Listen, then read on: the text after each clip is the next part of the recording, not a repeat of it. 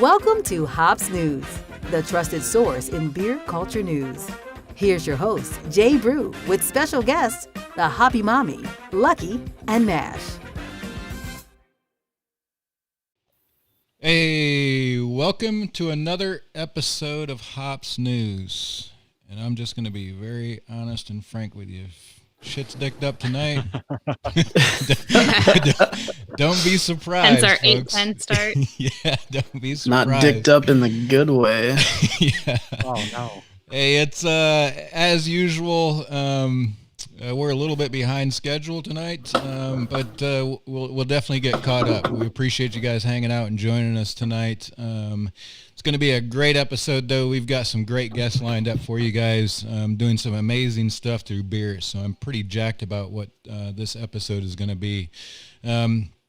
Definitely apologize for the delay, but I know that I tend to give the Air Force a lot of shit, and so does most people that's been in the Army, but we can definitely blame tonight's delay on the Air Force. And it's, for those of us that's ever relied on the Air Force getting us somewhere, it's not a surprise. Trust me, this is not a surprise. We're pretty close. Is Mash muted right now? Hopefully. We're fortunate that it was only about 10 minutes or 11 minutes. Usually it's a few hours before we get caught up with those guys, but I can definitely be confident to blame it on tonight. But we'll get caught up and get things underway for sure. Great episode, some great guests lined up. I'm very thankful for these guys coming on the episode. They've been doing some great things, and if you're a consumer of the Feelin' Lucky podcast, you've definitely heard these guys, heard of them and from them. So they are a staple in the Milwaukee beer scene. So it's going to be great to have these guys on and learn a little bit more about what they're doing on the Hops News podcast. My pregame beer was pretty outstanding. I've got to give a shout out to these guys. I've already finished it. It didn't take long. But Maine Beer Company, Awesome. out of Freeport, Maine. Phenomenal beer. Was great to enjoy it. Didn't last long, but those guys definitely did a good job. Good to enjoy their beer. And who do we check in with first tonight? Let's go down to Hoppy. I think she's a little chilly down there in Orlando, Florida. Oh God, it's 79, not 80 degrees. Somebody think No, it is not 79. It was like 39 this morning. I actually woke up and my husband had turned the heater on. It's freezing down here. And I even had a friend in New York said it was warmer there. What? You're bundled up in like a long sleeve. We've never seen you with sleeves on a day in your life. I hate sleeves. Literally. They're terrible. I hate pants. But yeah, no, it's freezing down here. It's terrible, but it'll warm up. And I actually my pregame, while I'm almost done with it, is a Chica Mala from our guest MobCraft. Lucky sent me this, and I was super excited when I got it because this summer, me and 2 other girls took over the Girls Pine Out chapter in Orlando. So I was like, oh, this is perfect. So I run that Instagram page too. So I might have to post this on that Instagram page. So other than it being freezing, we're doing good down here. And I'm sorry, Matt, they're giving you all this grief. He's still mourning over his definitive beer glass, and you guys are being mean to him. Come on. Man. Yeah, that's right. I had to bring it up. Sorry. Up old shit. I had glass in my hands and feet, and I had to deal with that heartbreak. Yeah, you got to own this one though. I'll just be fair. He's got to own this one. So I'm pretty. I mean, these guys will tell you I'm pretty anal sometimes about graphics and attention to detail stuff, which I guess we should be, right? We're should always be anal, that's for sure. Yes. I knew that was a mistake saying that word with a feeling. I knew that was a mistake. But so one of our guests tonight, Aryton, I made the graphics up, and unfortunately, the young man joins us on the stream here before we get started, and he's like, I don't, not to be nitpicky, but my name's wrong. And that's like, for me, that's like, man, if we can't get the young man's name right, what the hell else are we going to get wrong? That's on me. Yeah, autocorrect. Yeah. So that's pretty important for me, but we'll definitely get to him, and that was part of the delay. Hoppy, you guys still partying like it's the end of the world, or what's going on in Florida? How's the COVID situation down there? I mean, it's county to county. It's the same as it was last week. Orange County, everybody still has masks on. You go over to New Smyrna, and not everybody has masks on. So that's it. I mean, it's the same as last week. Nice. Nothing changed. You guys literally ain't changed shit since the beginning, though, right? No, well, everything shut down for a little bit. And then we had the whole state was like masks for a little bit. And now you go, like we go to different breweries in different counties, and some of them have masks and some of them don't. But I mean, everything's still open. Theme parks are still open. You can park hop again at Disney starting January 1st. So people are excited about that. Nice. Oh, man. That's about it. So we can expect a little bit more Disney, probably a little bit more Disney content again, right? Maybe. Well, park hopping is just you can go to more than one park in a day, which I don't really ever do that anyways because that's exhausting. But I'll be at Epcot next week, so I'll get some of the Christmas footage. So that's for tourists. Well, yeah, and then you'll have occasionally like people want to try to do all 4 in one day to say they did all 4 in one day. Or if you have to go to Magic Kingdom, then you go to Epcot after so you can have a beer. But other than that, there's not really much of a point in park hopping, I think. That's just my personal preference, though. Because you got to get back. I mean, it's a pain in the ass. Not everybody gets to drive 15 minutes up the road and have season passes and just go whenever they feel like. It's 35 minutes. Oh, no. Wow. Oh, God. That's got to be tough. Wow. The man of the hour, MASH, in Mountain Home, Idaho. MASH, you get your shit together there in Idaho yet, or what? No, not at all. So today was the first day back. Like first, I was on vacation last week. I took the first kind of 2 days of this week off. I worked from home before that, so I haven't been in the office in like a few weeks, and so my brain was all over the place. I got an event I'm putting on tomorrow for the base, and so like I was just dealing with that all day. I'm just a mess. We'll just leave it at that. But I have some of this delicious juice from MobCraft. I got all away for porter and I'm drinking on my Titletown glass because anybody who knows me, I'm from Massachusetts, but like if I could live anywhere, it'd probably be Green Bay, Wisconsin. I am just, for some reason, I love it there. I've been a few times, I love it out there. Milwaukee's a great town to be in. And one day I'm going to get to this brewery too. But anytime I get a special something on my porch from Lucky, I expect to have a MobCraft in there because they do some amazing things. So I finally got to dive into this. Been saving it since the last time I opened up a little surprise. And all is well, other than the fact that I'm just a mess. I don't know, guys. I was on my A game today. I apologize, Aryton. I sincerely apologize. I spelled your name wrong. That's on me. Even Jesus made mistakes, so not every day is perfect. Oh, now you're comparing yourself to Jesus. Jeez. He's comparing himself to Jesus. Have you seen us in the same room together? No. So should we just? You better get it together before Geeks. Yeah. So we should. Oh God, should we just rename? After this. If I could edit on the fly, I would change Mash's lower thirds to Messiah. Yeah. Instead of Mash the closer, it's Mash the Lord. Yeah. Listen, I on the basketball court, I turn buckets into swishes. So, I'm a little bit of the Messiah on Jesus the basketball Christ. court. All right. But, Get this Wait, was guy that a off pun, the Lucky? screen. Jesus Christ. Oh my God. Oh yeah, geez. Yeah, I did that on purpose. Well, the shit is definitely getting deep in Mountain Home, Idaho. So let's go check in with Lucky there in Milwaukee, Wisconsin. Lucky, how's the Feel Lucky crew doing up there in Wisconsin? Oh, we're doing good. I sent you guys some of the Snapchats this weekend that we took, but boy, we're partying like it's Florida basically. We were down in we were over in Waukesha. We were over in Waukesha on Saturday for a birthday party, and it's like nothing changed. I mean, it feels good to be back. That's my first time out like that in quite some time, and I could smell the COVID in the air. It was amazing. Luckily, I don't go anywhere or do anything, so it's been fine. I'm sipping on. If I get a box out to you guys soon, it has to include this from MobCraft. ooh. I can't get Monster. Oh my God, Kringle it's Monster? Peanut butter jelly? so good. It's Wait, Kringle, like Kringle, Pe- like the Danish cake Kringle? Yes. Imperial pastry stout with sea salt, caramel, pecan, Kringles, and pecans. Shut the So- Nice. Yeah. There's one more that I'm gonna grab after this. I'm gonna hopefully try to get through 3 while we have MobCraft on, but we'll see how that works. There's another Kringle related one. I forget what the name of it is, but I'll try to get to that next. It's amazing. I mean, it's like I've never had it before. I don't know if it's something that they come out with every year around this time, but it's so good. Because they have the OH Danish place or something up there. We have my aunt's actually paying attention. She's watching. She can correct me if I'm wrong.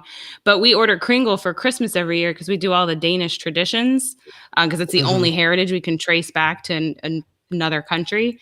And so, yeah, that's awesome. Kringle's delicious. Henry's in the chat right now, and he says, Wisconsin. "Yep, they have it every year." So He's I drinking will. it Nice. right now too.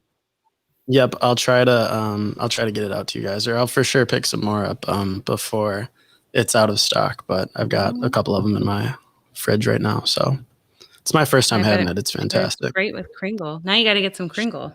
Yeah, Mhm. I'm looking forward Shout out to trying Uncle that. Mike's Bake Shop out of Green Bay for those, is what Henry just said. Nice. Again, Green Bay makes the greatest things. Let's go check. I don't remember where we our, ordered from, but I think it's Wisconsin. Yeah, let's go check in with our first guest, Aryton. Aryton, man, thanks for hanging out in the green room with us tonight. Man. Hey, I know it's been a minute, but you're here now. Yeah, no, I'm happy to be here. Happy to join the crew. Happy for all the willful corrections to the name. So the team is great. I don't know if I'm quite on board for the Messiah part, but I haven't gotten to know you that well. Yeah, once you get They're to know never coming Mash, back you'll on. understand. There's really not much that Mash can accomplish other than getting names right, and he's working on that. So You'll understand why we have not yet referred to him as the Messiah. too many pink tips as a kid. Yeah, Aryton, we definitely appreciate you joining us tonight, and we definitely looking forward to hearing your story and what it is that you're doing with MKE Black for sure. I'm going to bring all 5 of us now in the screen here, and then let's bring in our original first guest of honor. Obviously, things change on the fly around here like they usually do, but we have Henry from MobCraft on the phone with us. Henry, can you hear us? Yeah, I got you guys loud and clear. Oh man, Nice. my heart already always skips a beat when I go to that and kind of bring you off of mute. So definitely thanks for hanging out with us. Took a little bit longer than we anticipated, but man, we're looking forward to hearing your story for sure. Yeah, nothing like watching the chat go by on Facebook being like, I want to jump in. Put me in, coach. Yeah, that's Somebody good, just man. let me in here. Yep, I will tell you guys, MobCraft and Hops News, you probably don't realize it yet, but you guys are kind of, I mean, it seems like every month we're doing something with one of our shows with MobCraft Beer, which is outstanding. We talk about him pretty much every show. Just Yeah. Because what you guys do with beer is pretty amazing, and what you guys have done with the MKE Black and that whole partnership, I'm definitely looking forward to hearing more about that. But definitely cool stuff with the beer. Henry, before we get too deep into it, though, we've always covered a couple of questions that I think a lot of our viewers, and I'm definitely one of them, that like to get from the brewer end of things. What was your start into beer? What was your first beer? Not necessarily your first craft beer, but what was your first beer that you recall drinking? Well, I mean, it's one and the same. First beer that I ever had, I grew up in Denver, and my mom let me have some Old Chub from Oscar Blues. Oh, wow. And that was like, she called it Happy Beer, and she let me have just one. You know, it's like a big old 8%, Scotch ale. So that was beer number one. Yeah, I'm surprised that you continued your beer journey after that one, though. That's like a punch in the damn mouth. Even for me today, you crack open the Old Chub, you better hang the hell on, because that's a real beer and full of flavors. So I'm impressed that you hung around after that one. Well, I did. I mean, and it's kind of carried through today. Like, as you guys were talking about your pregame beers, like my pregame beer was a, barrel-aged Ice Bock.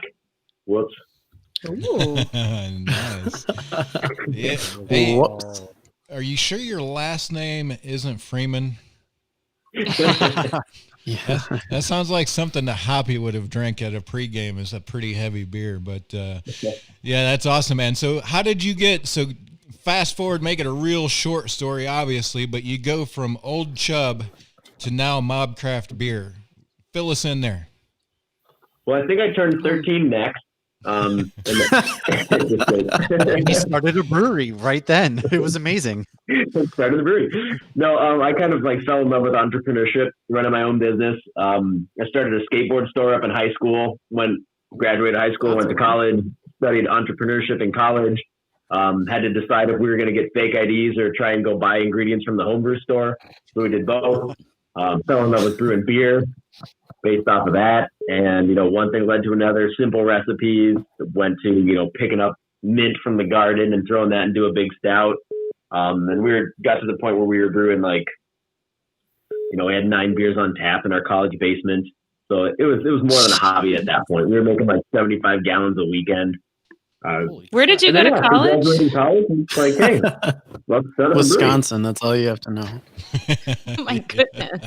Well, I'm surprised he said he grew up in Denver, because I feel like in Wisconsin, drinking beer and starting a brewery at 13 and doing all that he was doing as a teenager sounds about on par. It's par for the course for sure. See, I didn't even know you could do that when I was underage, that you could buy all the ingredients and just make it yourself. That thought never even crossed my mind. Me neither. But then again, I always loved cooking from a really young age. So it kind of was a transition of that. Fell in love with cooking and fell in love with making things. And, it's like, oh, you can make your own beer. Let's try it. Yeah, that's awesome. See, when I was in college, we were all just drinking Bud Light. Yeah, I still had dignity back in college. I had none, apparently. Well, what was that you were saying, Aryton? Well, I caught your lips moving there, but you weren't able to jump in over the top of them. Yeah, I was going to say, know what the kids' science fair project is going to be one day when I have them. Oh, why don't you try making this old beverage? See how it goes. That's so great, but it is kind of true, right? I mean, there's a lot of things that we've been through as a country. Go try to buy large amounts of fertilizer without being a farmer nowadays. They tend to shut that stuff down, but it's kind of interesting. You can go out and buy all the ingredients that you need, including to make corn liquor, because we're pretty familiar with that here in the mountains of Appalachia. And not too many people, how many people go into a grocery store looking for 40-pound sacks of sugar? But that's a great start, and what you've been able to accomplish with MobCraft Beer is definitely impressive. My question is, I've spent a little time in the beer industry. How did you what turned your direction to saying we're going to be a traditional brewery that has usually a head or head brewer or whatever title you fill that in with, that kind of says this is the direction I want to run. This is the next style that we're going to brew. This is how we're going to do it, basically controlled under 1 or 2 people. So you guys you're essentially creating recipes or MobCrafting recipes from the larger audience, your consumers, beer enthusiasts are helping you create these recipes. What led you to that direction of being a brewery? Yeah, our tagline is turning ideas into beer. And that's, has so many different meanings that, when we're here talking with Aryton on the line too, it's like an idea, that can be a conversation that happens over beer. So it's kind of evolved from our initial concept of, if you have an idea for a beer that you want to see brewed, this is dating back to like 2011, 12, where, not every brewery under the sun is throwing Kringles into a beer. There's limits of what you can even call beer still hadn't been pushed back in that day. So, the first recipes that we got were people saying like, oh, I tried this, banana bread beer once. It was this first thing that I ever tried. And, I want to see that, but can you make a huge 10% ABV version? Or the ideas that came through were, I've tried barley wine before and I've tried barrel aged stouts, but what if you put a barley wine in a brandy barrel? That would be super cool. So we had all these ideas that had been concepts that hadn't been made by too many different breweries. And we just loved doing that. When we were home brewers, like I said, we had 9 beers on tap in our basement. Those were beers that our friends wanted us to brew. One of my favorites that we made way back in the day was this strawberry basil lime wheat beer that a coworker of mine, she drank strawberry basil lime tea. And she said, turn that into a beer. So we took this wheat beer base, put all those other ingredients into it, and the flavors were really cool. So that we just kind of carried that forward in all of our brewing. And since day one, those recipes that are pretty complex in a flavor profile perspective have been the ones we've churned. Nice. Yeah, that's a pretty interesting model, and I definitely we've kicked it around on our end. It's like, when are we going to submit a recipe? When are we going to submit an idea that this is the next beer for MobCraft? So it's even something as a group that we are on this end. We're kicking around as well. On average, how many submissions did you, and how often do you kind of crowdsource a different brand of beer? One, how often do you crowdsource a different recipe, and kind of how many submissions do you usually get in between those iterations? Well, first, thanks to the pandemic that shall not be named, we have lessened the number of crowdsourced beers that we do. Yeah, I know. I had to do it. We used to do a crowdsourced beer every month, but COVID has really kicked the crap out of us, and we just brought that down to a crowdsourced beer every other month. So still 2 crowdsourced beers, or 1 crowdsourced beer every other month. We'll still make, one. There's a December vote that's going on right now. The bracket is up on Facebook and Instagram. So when we get ideas submitted to the site, we kind of built the technology behind it to weed out all the dirt and worms beers and beers that people who don't share them, that we don't even see those ones. So for a beer to actually make it in front of our eyeballs, it has to get a certain amount of social shares across the internet. And then we take the 8 beers that have the most social shares. We take a little bit of our own liberty to throw out some ideas that might be seasonally inappropriate. Like if people are going to submit a Christmas beer right now, that beer's going to come out in February. I'm not going to brew a Christmas beer right now because nobody will buy it. We're making 900 gallons of it. Right. So from that standpoint, 8 beers go into a bracket that gets narrowed down to a top 4.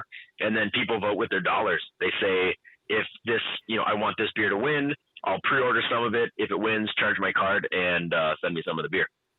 So from that point, the beer with the most pre-orders wins, and that's what we make. So we're getting the inside track. Yep. Optimus family, you know what to do. Win on the website, but Nice. So we got to share our idea. Okay. Yeah, I remember us going into that a while ago when you came on, or when MobCraft came on. But yeah, we didn't know the ins and outs of it because we've even talked about it. Okay, what can we submit? I submitted one on an eve of 11th hour or something. I wanted a peppermint porter called the Nightmare Before Coffee. A coffee peppermint porter. What? Hoppy. I did. I submitted it. That's something we could definitely get traction on. Yeah, I was going to say, I could get behind that. Yeah. We need to work on it for the next holiday season. Yeah, well, I'm guessing probably July or August is when we need to submit something like that so that they can get that thing running. But, man, I'm pre-ordering a case of that right now. That just sounds amazing. Yeah, so, no kidding. Yeah, definitely. Let's keep that one in the back of our mind. Didn't tell anybody about this. Yeah. I texted it to all of y'all. I definitely did. Because it was my Nightmare Before Christmas idea. I didn't think you actually submitted it. That's on me again. Sorry. I did submit it. You guys, there was something like you have to submit by this time or whatever. So I did submit it, but I didn't do anything. I didn't push it. I didn't post it on social media. I just randomly was like, oh, I said I was going to do this. Let me do it real quick. Yeah. So now we know we got to share. Yep, got to share it around. And at the end of the day, if one gets missed, like, there's a lot of recipes, At some point, we got to weed them down. Yeah, that's awesome, man. Yeah, I love the concept. I'll be honest with you. I absolutely love that crowdsourcing concept because you're going to get recipes and beer ideas from the people that are going to buy it and drink it. Like you said, if people are going to spend money to pre-order it, shit, man, half the work is done. You don't have to convince anybody to order it or buy it. They're already doing it for you. So that's a great business model. Yeah, and what's really fun is we've been able to carve out a little section of that where we take it out to wholesale. So our bars and liquor stores that are down with the model and interact with it are able to pick them up here and there as well. And so it's a fun way to get unique beers out there. And I always say we can continue to make really fun off the wall beers, and somebody who's always looking for the new thing, aka everybody who likes craft beer in America, can always come back to MobCraft, and you walk into the tap room and there's going to be 3 different beers on every time you come in. It's nuts. Yeah, that's awesome, man. And you're not, obviously, you're not the Lone Ranger. This whole Rona shit that we're going through is kicking everybody in the ass. So definitely appreciate you. Except Lysol. Yeah, well, those guys are obviously selling a shit ton of it right now, but appreciate you hanging in there. And Puro. Yeah, appreciate you hanging in there and sticking this out because it is not an easy time for a lot of brewers. And to make it through this, I tell everybody coming out of the business consulting world, this will separate those that could have and those that will. And if you can make it through some times like this and come out any other end, you've definitely taken some licks and learned some lessons. So appreciate you continuing that ball going forward. Before we continue on, let's go check in. I've seen a couple of beers pop up here. Let's go check in with Aryton. Aryton, what's that beer that you held up there? Of course, I have the wonderful Padishaw from MobCraft Brewery. So This is one of my family favorites. Before I even had the chance to really meet and get to know Henry, I was like, this place is for me. It is a bourbon barrel aged with a local distillery as well. And so Padishaw has so many variants, so many different ideas to it, and getting to enjoy the base form. So cheers to that. Yeah, that's awesome, man. Delicious. Sounds like a great beer. Aryton, what can you tell us about MKE Black while we have you on the screen here? Give us a little bit of insight first. What's your first beer? When was it? What was it? How did you get started in beer? Absolutely. So I'd say first beer that truly stuck out was a Vice Versa from Karbach. It was a mix between a Hefeweizen and a Lager. And so that's when I realized that this craft beer thing might make sense. I'd say it was surprisingly of legal age. Before that, I didn't drink, aka I drank different stuff. That Vice Versa really set it off. I started going to the store and still in college, and I was like, so if I save money and just wait, I can enjoy what I'm doing. And so that kind of led to that. Joined some studies at the health center, and just funded the enjoyment and flavor palette. It's really the first beer experience. Beer money. I wish I was, but I'm not. Yeah. He's got like 40 kids out there. He doesn't know. Yeah, right. Yeah, is that what you mean by studies at the health center? It's actually extra limbs. That's why just the upper part of my body's in there.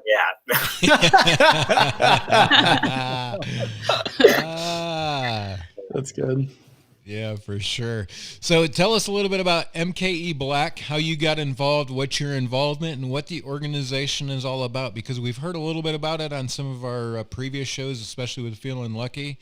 He's sat down and talked with you about it, but we haven't had you on Hops News yet. So tell us a little bit about MKE Black.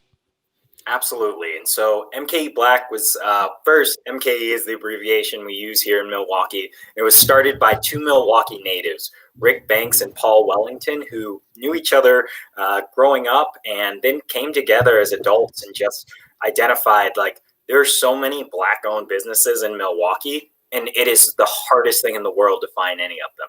So they came together, started toying around with the idea of how to highlight, how to share some of these beautiful businesses that are around the community. And so they created a directory. And from that directory, they were able to share that in February, just truly making constant improvements, overcoming challenges of, oh, it's $20,000 to make an app. Oh, I'll go to this platform Buildfire and figure out how to do it for $25 a month. Truly just weathering storms. And then around summer, where we fortunate is that have just far too many people, Breonna Taylor, George Floyd, and far too many. I found myself wanting to give back. I have the fortune and privilege to be doing well and have the opportunity to still be employed through COVID, and really just found that volunteering and giving back was something I knew that I wanted to do and needed to do. So I reached out to MKE Black with an idea, and then I decided to not walk out the door, so to speak, kind of twisted Paul's arm and Rick's arm to let me try and do some work and learn with them and from them. And the rest has been history. So entered with strategic partnerships and just been reaching out to people, have built the thickest skin I can be hung up on by anyone. I would have trouble selling water to a fish in the desert, but persistence-wise can't stop me. So, we come up with some really cool ideas, grow the team. We have Kimberly Erdman with events, and we have Salado Ramos joining us for community engagement and community outreach, and then Amir is one of the board members. And so the team has, just in the few months I've been there, been able to grow and really shape itself into a force for connecting and sincerely building a variety of ways to success, empower, and engage with Black-owned businesses. And it's been a blast. Yeah, that's awesome, man. And you've got I believe you started like a program yourself, or a show yourself with the lagers, one of my favorite styles of beer, especially in the summertime. Tell us a little bit about the lager show that you have or are producing or a part of. Obviously, being a podcast, that's kind of our audience, so it'd be a good plug to talk about what you're doing with that. Absolutely. So again, gotta give the fortune. Apparently, even though not the best salesman, I can put it on a page well. So Henry reached out, and we just started talking, and sat down, had a beer, and I can't tell if it was the beer or excitement over our own ideas, but there were tears had. It just came up with this idea of engaging people in a way where we could do more than just talk. We could open up to each other, take action, and do something. And so that's where the idea for Lager and Listen was born. Really just troubleshooting, having candid feedback in terms of what we liked about what we were saying, and just figuring out ways to engage. So our first topic was around diversity, equity, and inclusion in the beer industry. And just looking at that, we had the opportunity to engage with such a diverse group, and really have people from across the country just talking, saying something, and then most importantly, doing something. We like to think we gave the coolest homework out there in terms of just engaging a business, engaging a place that you frequent, and asking what their plans were for around expanding opportunities. It's a space where we look to talk, we look to listen, and we look to challenge some of our own ideas. It's Lager and Listen is the spot where you can acknowledge your privilege, understand and own that, and then also identify how you can challenge some of those preconceived notions or biases you have, and then continue on to engage, empower, and embolden others and yourself. So it's a special place. Yeah, that sounds like a great time, and it sounds like a good environment for everybody to get together and kind of be the open floor, right? To be able to express what it is that you feel, that you think, kind of your opinion, and not be judged by anybody that's going to walk away from there. So I definitely like what it is that you guys are doing with that concept, because I think that I'll tell you, I think that conversations, just like bringing you on this show, is what it takes. I mean, for all of us to step away from the damn TV, no matter what side of the aisle you're on, and just have a conversation with each other that's not being filtered through some sort of news, media, or network that basically wants you to hear their story. I think that if we, I tell this to everybody, and I've said this before with brotherly love on our program, if everybody just sit down, shut the fuck up, and drink a beer, man, we would be such a much better place than where we're at today, because it's just, we're being fed what we want to when we get in front of a TV. But when we have opportunities like this to really engage in conversation with each other, what we'll find is we're really not that much different than each other. We just got to talk about it, really. And it's definitely, my hat's off for you guys for doing things like that, because we all have our struggles. We all come up with something different. We all have grown up with different things and different thoughts and different experiences. But I tell you, places. Yep. If we just shut the fuck up and have a beer together, things would get a lot better, a lot quicker than trying to get our social interactions off of social media or otherwise. So, man, my hat's off for what you've done and what you guys are doing with the Logger and Listen, because I think it's a great opportunity. And if you guys ever want a venue or a platform to get out there a little bit more, let us know, because we would love to host something like this with what you guys are doing there in Milwaukee. Yeah. Can go ahead and say yes to that. The strategy's looking a little right now.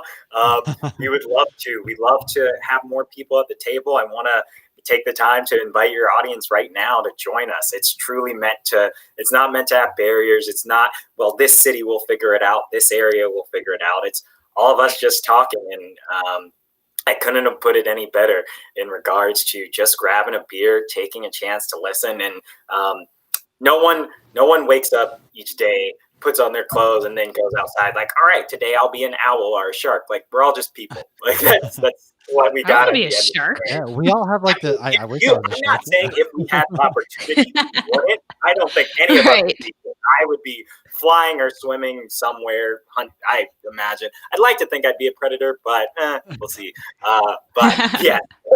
With our options, we're all still people, despite my wave, which is playing more into your shark kind of thing.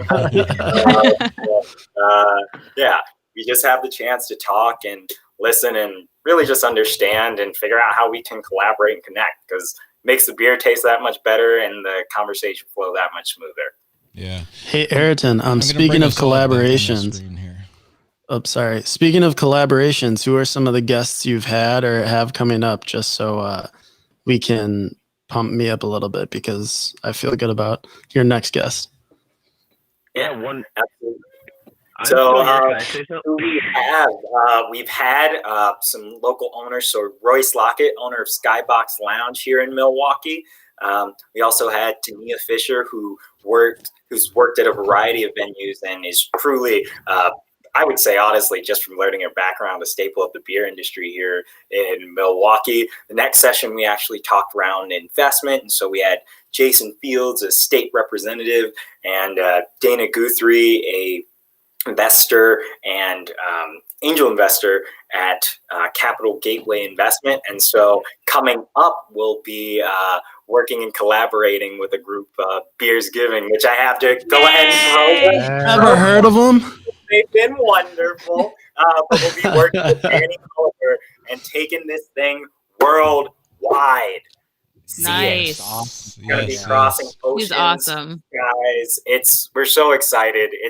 We've already had some conversations and are really figuring out that format that allows us to keep engaging. I would love to pitch to Henry to let him talk some on that. I know I'm excited. We'd love to hear his thoughts too. Yeah, Henry actually chimed in. Henry, the bad part about you being on the phone is we can't see your nonverbal cues that you're ready to speak. So we're going to turn it over to Henry. Henry, give us kind of the whole time. I thought I was participating. Yeah. Henry, what's your kind of give us your involvement and your kind of outlook on it as well? Yeah. So I mean, after George Floyd was killed, that was the big impetus on my end for this is bullshit.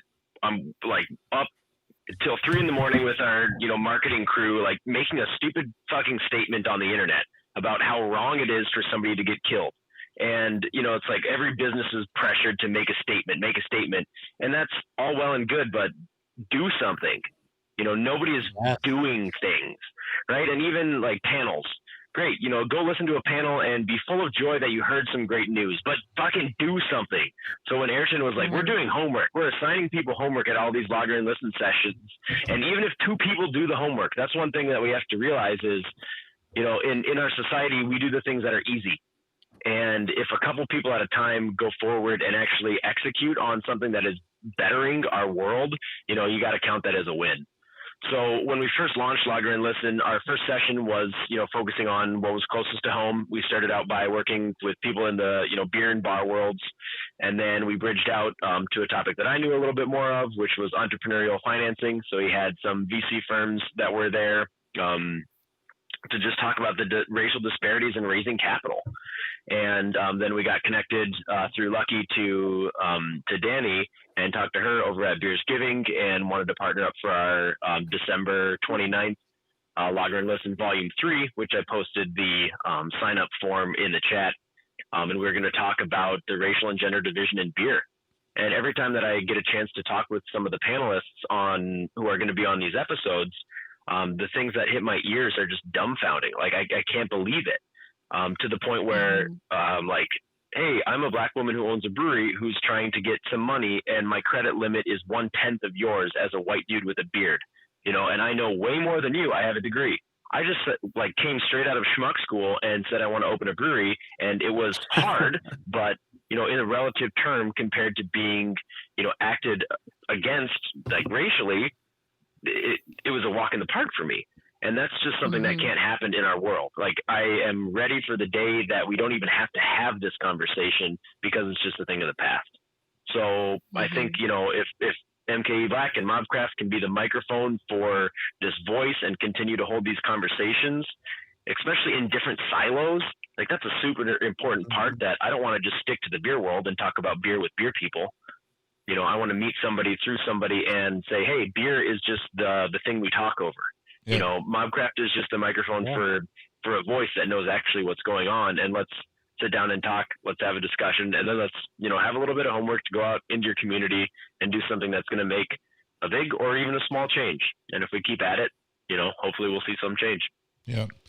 So I will tell you, there's nobody here other than Lucky that was on the conversation after Danny was on. But I coming from my seat in the conversation I had with Danny, what I will tell you and Aryton both is, if you're interested, our platform is your platform. If you would like to produce content, release it on our platform. If you would like to air these conversations, the Lager and Listens live, let me know. We can definitely make that happen. I think that Lucky would be more than willing to carve out some time. I would be more than willing to get some more resources up there to make sure that this happens. But if nothing more, we can offer you a venue to be able to reach more people in the platform that we use, and to kind of host even the recordings of afterwards, if you guys that are all interested. But this is, like I've said, man, this is a situation, and I think all of this, and there's probably not many people that would disagree with me. This is a situation where a lot of this is sparked and continued to push in the negative direction because of the larger news networks. That's how they make a living, is getting eyes on articles and eyes on TV. But if we just take a second and sit down at a damn brewery and drink a beer with somebody that doesn't look like us, man, the stuff that we could accomplish outside of what it is that they want to push with their agendas, and I don't give a shit what side of the aisle it is that you're on, there's not much that we couldn't do as an American to get past this. Just because I'm gonna be very transparent here. Aryton, I spent 12 years as a police officer. You probably don't know that. But I've seen it. I've worked it. I've been on those streets. I've seen both sides of the issues. I know how we can get around these things, and it's just sitting down and having a conversation with each other is all this is about. But it has to happen at a level where somebody doesn't have an agenda in it, right? Yeah. That we're just looking to kind of fix the issues that are going on. So that's kind of where we're at. Like I said, our platform, our venue is open if you guys are interested. Definitely don't hesitate Henry. to let me know. Yeah, Henry, if Henry and Aryton. So when we had Danny on, how was it, like 2 or 3 weeks ago, something like that? Whenever we had her on, it's kind of ironic. I think that you guys, outside of the Hops News family members, are the only two. Correct me if I'm wrong, but I think they're the only two like recurring guests that we've had on Hops News. Right? Yeah. Is that true? Oh, yeah. I don't. It's true. Yeah. I think that's true. MobCraft has been on before, obviously without Henry. I think Henry, you said you had a baby or something like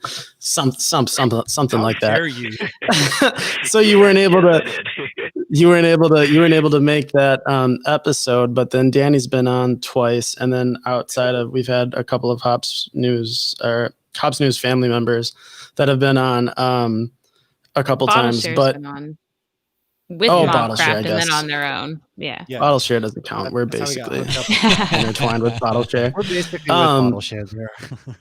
But anyway, the conversation after, when everybody hopped off, it was just me, Jay, and Danny. And I brought you guys up because Danny was talking about, go listen to that episode. It's awesome.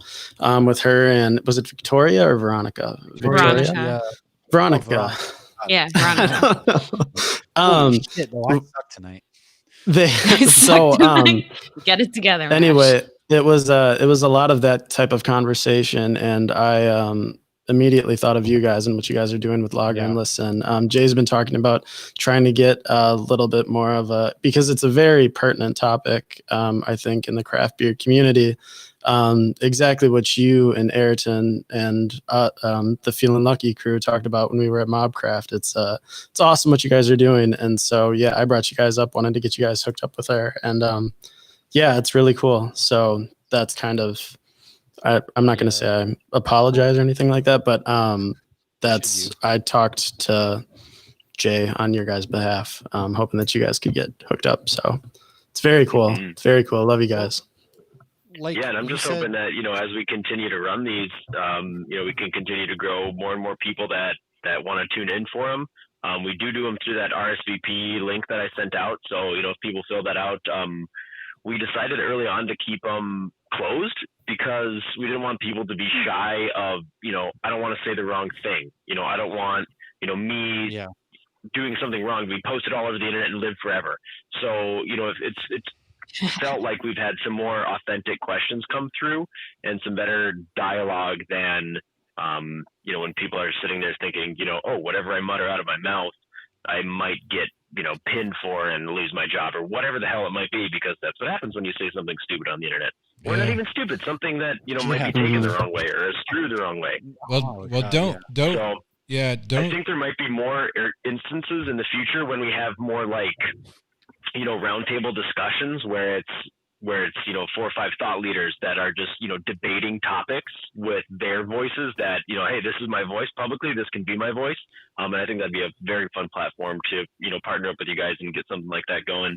But as far as the monthly Lager and Listens, where it's a lot of if you're coming to them as a general human being who is interested in it, in the whole concept, it's a safe space to do and say whatever you feel. Yep. And I will tell you, don't feel like you're the Lone Ranger. There is a segment of our population that live off the opportunity to try to shame a business for some reason. One way or the other, they look forward to trying to ruin people. And unfortunately, with some things that's happened recently.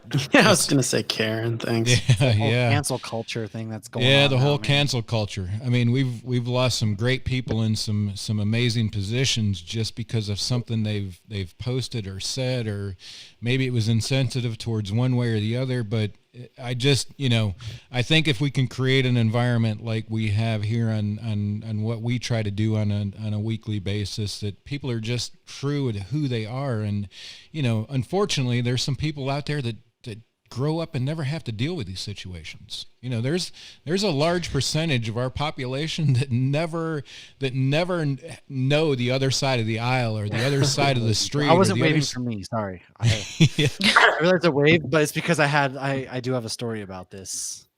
Sorry. I thought you were saying me. Yeah, I did too. Yeah, that's what I thought too. I'm from Boston. 100% thought you were saying me. No, I'm sorry. Tall white guy. No, I'm from Boston, Massachusetts. It's a melting pot. What I was gonna say, was not trying to cut Jay off, so I sincerely apologize. We're both. He mentioned he was a cop. Well, he's also military. Well, both of us military guys. I'm still in. A lot of people who join the military are from these middle America places, right? Your Texases, your Arkansas. I had to sit down, we had a round table. A lot of these guys, they've never seen somebody who wasn't white like them or look like them, or never met somebody who was gay, anything like that, until they joined the military. And so they didn't know how to act, and they had these preconceived notions about these individuals up until joining the military, meeting them. And it just blows my mind that there are still people in 2020, no matter where you live, the internet is a thing. You're connected to people across the world. This is still something that we encounter. So the logger and list and the roundtables, that is what Jay was saying, is like getting a platform like that is hugely important, because it still really exists, and something that I run into with a lot of people from certain areas of the country. And it just, again, blows my mind. Yeah. I would tell you, I was at Fort Leonard Wood, Missouri in 1993 when I left high school, and we were in holdover getting ready to ship to our units for basic training. Two guys come running into the old World War II barracks like they'd seen a damn ghost and was scared, petrified to death over a possum that was out digging in the trash can because they'd never seen a possum before. So there's those in our backyard. Yeah, we got them everywhere. Yeah, so I will tell you that type of stuff is true though, man. And fortunately or unfortunately, I left a high school where there were 62 people that looked like me. There were 63 people in our graduating class, and I left for basic training. Cow. And it was a complete culture shock to me. And I went into law enforcement. I worked in some rough areas here in North Carolina.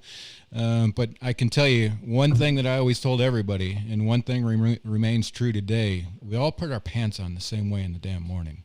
There's none of us that are any better than anybody else. Except for Hoppy, she doesn't normally wear pants. It's true. I hate wear pants. sleeves or pants. So. Yeah, but I also grew up in South Florida. I didn't know. Okay, I didn't realize that like being gay was discriminated against until I was like in law school and people were telling stories. Because to me, people came out in high school and nobody cared. Nobody batted an eye. Yeah. So it's like it all really, it depends on a lot where you come from. And like I had a friend from South Florida. She's white. She moved to North Carolina, actually. She starts dating a Spanish guy and they start to get serious. And then he asks her, he's like, is your family going to be okay with you being in an interracial relationship? And she's like, what are you talking about? Yeah. She didn't even, the idea of that being an interracial relationship didn't even cross her mind. Yeah. So to him, it was like a big deal. He was like worried about meeting her parents and everything. And so it's so crazy, about where you come from. And some people just need to humanize it. They need to know somebody who's black. They need to know somebody who's gay. They need to, they have to actually experience it, which is crazy. And all those people, MASH, they knew gay people. They just didn't know they knew gay people. Yeah, no, that's very true. And I had an airman who recently I'm in Idaho, not by choice, by forcible will. So Idaho is very much like Idaho, for more or less, it's predominantly like white, right wing, right? And so I had an airman who basically was like, hey, are my wife and I going to be safe there, knowing about like kind of a little bit of Idaho? And that, to me at first, I was like, what are you talking about? Like people like, I didn't understand, obviously, because I've never had to think about that, but it's a real thing. And it's important to, again, talk about it, just to have that space where you can talk about it. And he explained why. Obviously he's a person of color, and coming to Idaho, he was kind of afraid. And to me, I didn't realize it. Coming here first time with my best friend, I call him my heterosexual life mate.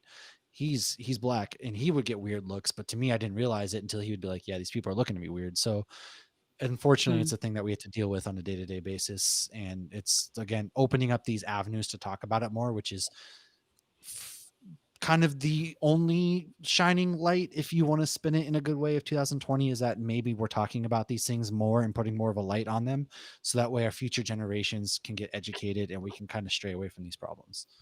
Yeah. All right, I'm going to interrupt here real quick because we're in our first hour, and I want to bring Henry on video. So we're going to do a little switch here. So it's going to take a little bit of break. But before we do, Aryton, don't go away yet. I see you reaching for your phone there, or whatever you're reaching for. We're gonna go to you on camera for kind of your parting shots. Where can people find you? Where can people find more about MKE Black? How can they get involved with the Lager and Listen? And I'm going to extend it again, man. If you need a venue, a platform, or want some help getting this out there on a live type of thing, let us know, and we'll make sure that we make it happen for you guys.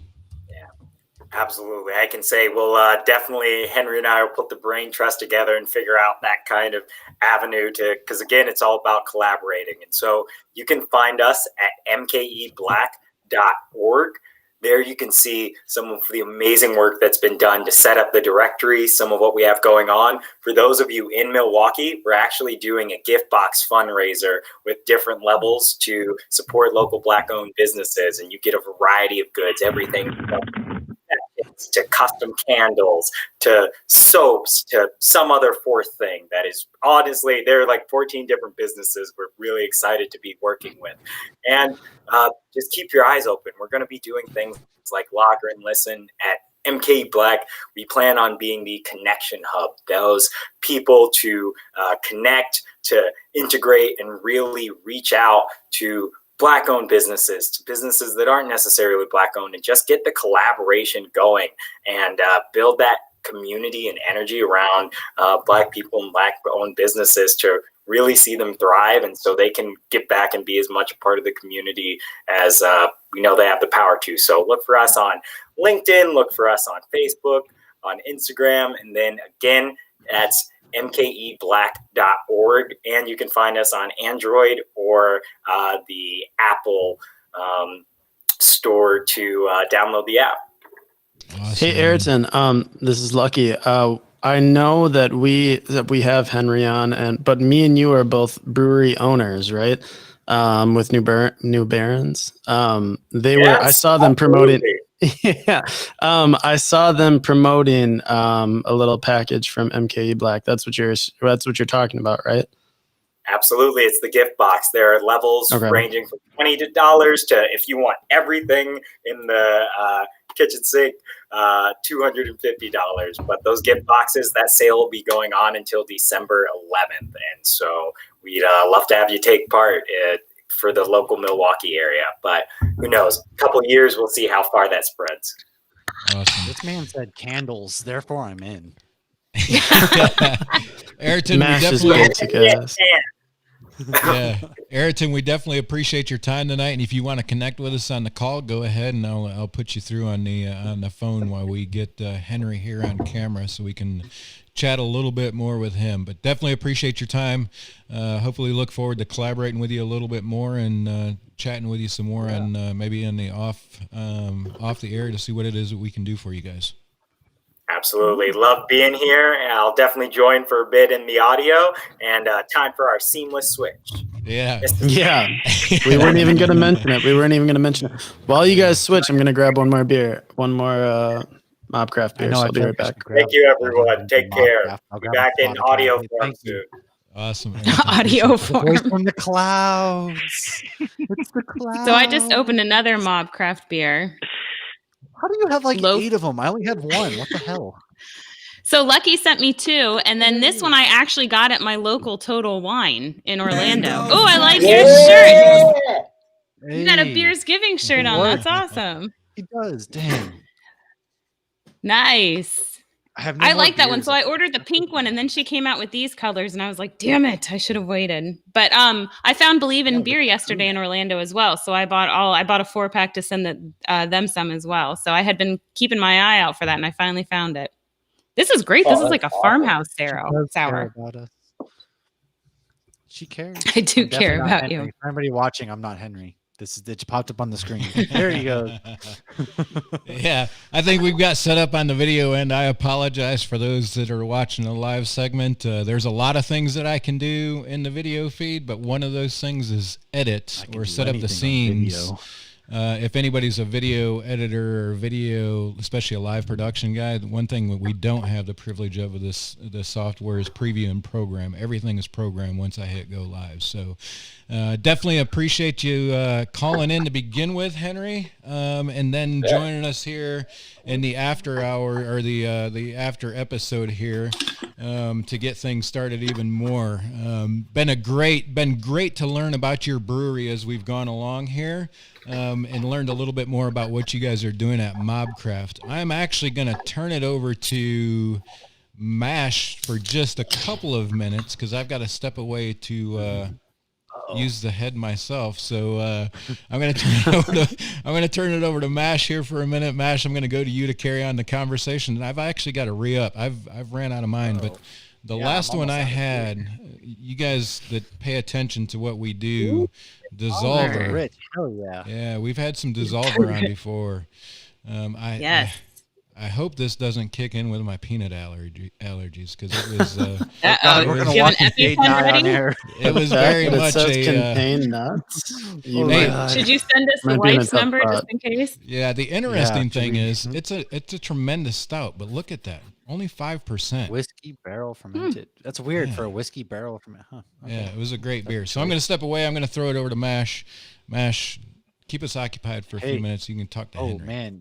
Mash. I had a couple things that I wanted to throw out real quick on the MKE Black MobCraft collaboration side of things. We are about to release our version of Black is Beautiful, and MKE Black is the group that we're working with on that collaboration. So in the chat on Facebook, I posted the link to that beer. We actually work with a company called Bev that we can ship beer direct to consumer. So all the profits from that beer are going to get donated to MKE Black. And as MobCraft is a crowdsourced brewery, when we went to brew this beer, we actually went to the crowd and said, hey, what should we do for Black is Beautiful? What do you guys want to see in this beer? So it ended up being a stout, obviously, but we did Jamaican fair trade coffee, cola nut, yams, and Madagascar vanilla beans. Yams? Say no more. Yams? Are you okay? Now you say you can ship directly to the consumer. What do I got to do to get it shipped directly? Say Mash your basic gotta talk to me. This is that America's laws for shipping beer are very difficult, so we can only ship to like Florida, DC, Nebraska. Which that's close to Idaho, right? Not for the Hops News family. Man. We can ship to Alaska.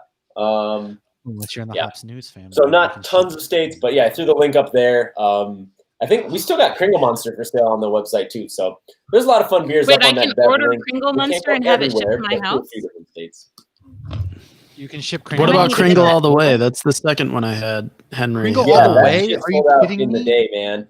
I was gonna say, okay. It's again amazing. I only have 2 left for the hosts on here, I'm probably gonna keep them. I don't think I'll send either of them to you guys. But that goes. I need one for Christmas All the Way.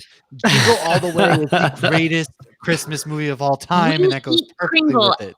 Every Christmas morning, I need one of these beers. I can get you the Kringle Monster, maybe. But literally.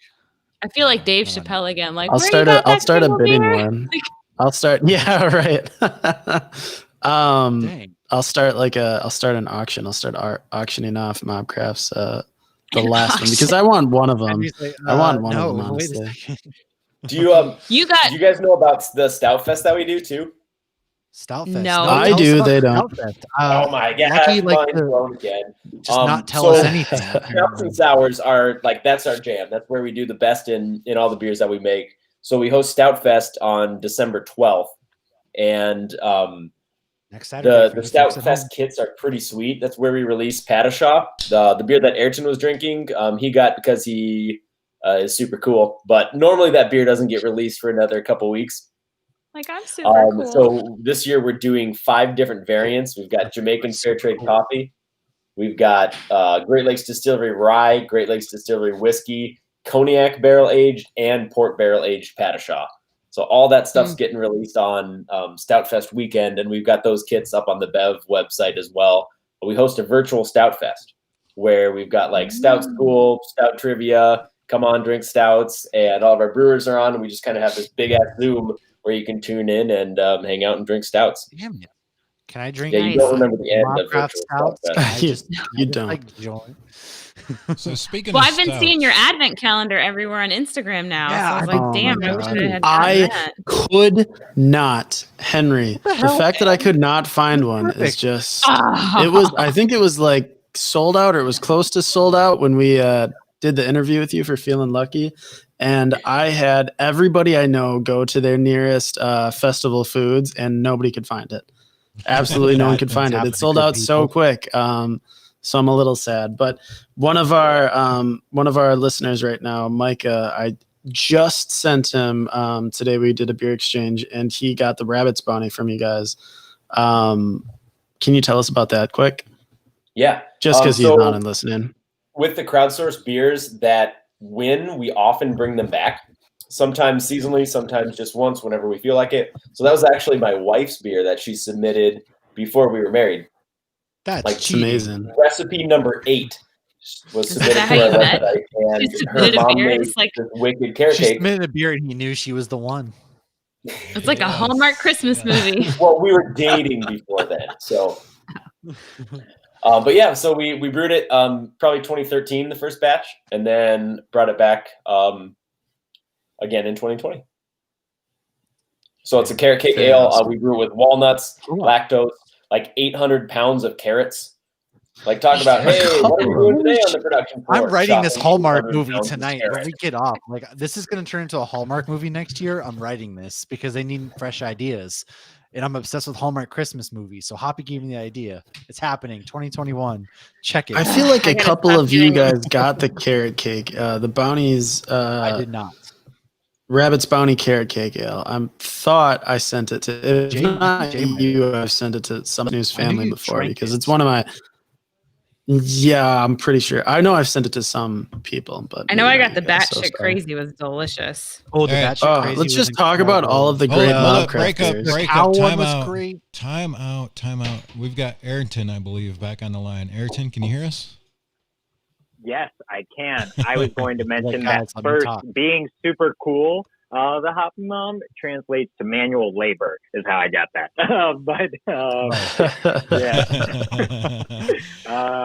Yes, and so happy to be back. Enjoy being here, and as a fortunate person that has gotten to taste all of those beers, can absolutely rave about Rabbit's Bounty. I'm sure I will be spending my next set of Christmas money on all of those Padishaw versions that Henry described.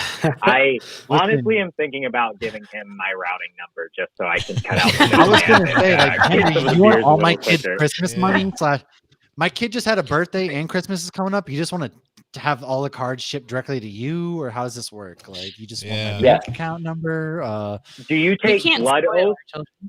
Yeah, we'll make it through January. If we make it through January, you guys, we're good. Yeah.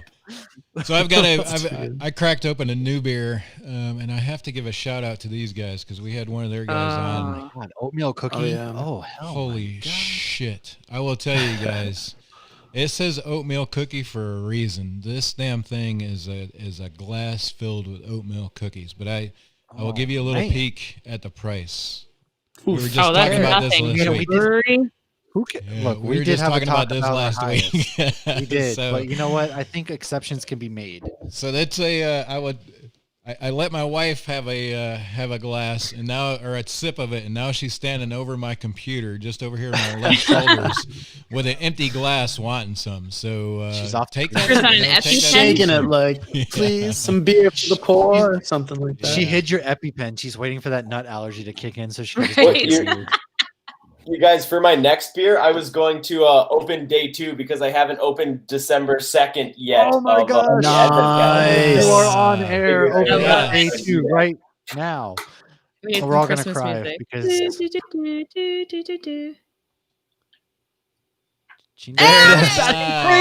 No way. Yeah.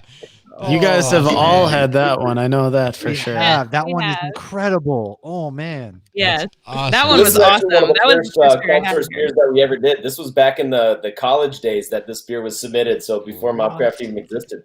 Yeah, nice. I've had that one actually. I think Lucky sent that in his first box that he may have sent, and that was kind of my first take at what you guys are doing up there at MobCraft, and I'm like, man, those guys are on to something. So Yeah, we got the moo one. for the price of one of those oatmeal cookies. Yeah, for sure, man, for sure. Man. It's kind of funny because we just had the conversation last week. Is what's your limit, right? What's your bottle, your can limit for a pint of beer? And we were kind of all over the place, but this was. I have no limit. Yeah, Hoppy has same. no I was limit. gonna say the limit does not exist. Isn't that like some kind of right, like a movie math quote or term? something like that? Yeah. The Infinite. limit does not exist. Come on, wait a minute. You walk into the bottle shop, and I don't care if it's the brewery or not. You walk into the bottle shop, and that's $29. You're buying it. Lucky It doesn't depends on have how much money I spend that week on Bullshit. beer. Bullshit. There's a limit for everybody. If there's a 2 in front of that, I'm not buying it. Okay. It depends. Depends As on a what. lawyer, my answer to everything is it depends. This can. I was not on. No. You were just saying the limit does not exist. We cannot go to The limit does not exist to a specific beer. However, if I have already spent like $300 that week on beer, and I know I'm going to get in trouble if I spend $30 on one beer, but I have spent $30 on one beer. It's Monday morning. The bank account is refreshed. You're walking into a bottle shop, and that says $29. You're buying it? That's the first one I'm buying. If I I'm walked not into like a I have bottle a shop and there sickness. was a heady topper or a Pliny, yes, I would spend $30 on a 16-ounce I have can. Jake. I was not for this.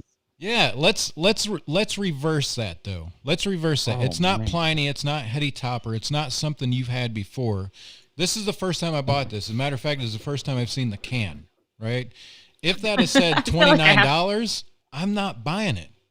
What if you look on Untapped and it's 4.75? Everybody's rated it better or higher. Untapped ratings to heart. Listen. Yeah. I use Untapped ratings. I'm not gonna lie. I do use them, but I use them. Somebody hurry up and pull up my Untapped narrow account. things Find out down. the last time I checked in with Untapped. That'll tell you how much faith I put in Untapped. Go at this point. Yeah, I just. No, I got barrel-aged stuff from the brewery that we paid more than that for, or we paid about that for. Yeah, but you get a bottle, right? Like a bomber, yeah. Yeah, Yeah, I don't know. I think I personally have like a sickness. I was at a bar literally last week. It was like a brew pub that had a ton of different taps, and one of them was from Germany, and I want to say it was $16 for just a pint, like a pint. What? Maybe it wasn't even a full pint, and that's the first one that I bought. Like if it's expensive, Must be nice to be $16 for a single. pint on draft. See, Yeah, if it's a no, whale, and it was though, amazing. like, It was if I saw absolutely Monkish, amazing. I would buy it. It was absolutely amazing. I can maybe pull up my Untapped and see what it was. Henry, do you hear these conversations? You need to double your prices tomorrow. No. We need to talk to Aryton. Henry Henry makes some of the best beer in Milwaukee. Talk to Aryton. I think Aryton's going to be on my level because like Aryton's a craft beer consumer instead of a craft beer maker. We're going to go around the clock because we had this discussion last week between the four of us. Let's go check in with Henry. Henry, what is your limit? You walk into a bottle shop, and we're talking a pint, whether it's in a can or whatever it may be. Do you have a limit of what you're not going to spend on a pint of beer? Well, I probably would have brought in some of my beer and just traded for it. And that would have worked. That would have worked for All right, sure. It would have I worked. answer that. I can't even hate on that because and that would definitely work. But if you don't have a brewery to trade your beer, do you have a limit, or is it pretty much wide open for you? Yeah, I mean, I'd probably that $9.99 can on something like super fancy barrel-aged adjunct would be about the top. And that's like, hey, I'm buying one of these. Yeah. Yep. That's kind of where I'm at as well. Aryton, what's your limit on a pint of beer?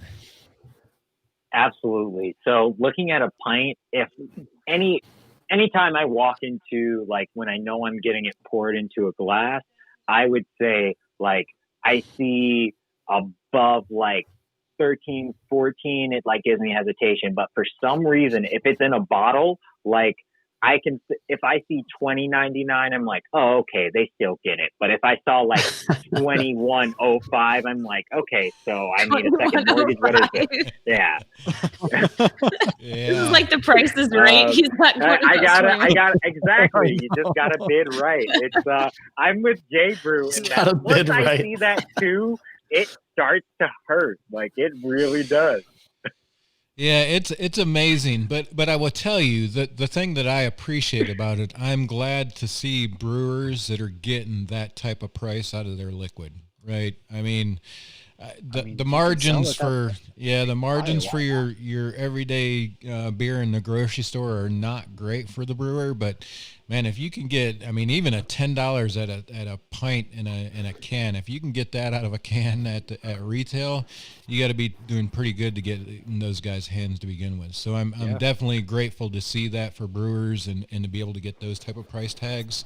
I mean, hey, we're at a point now, I think between beer and wine, you could buy better quality wine cheaper than you can buy better quality beer at the same volume.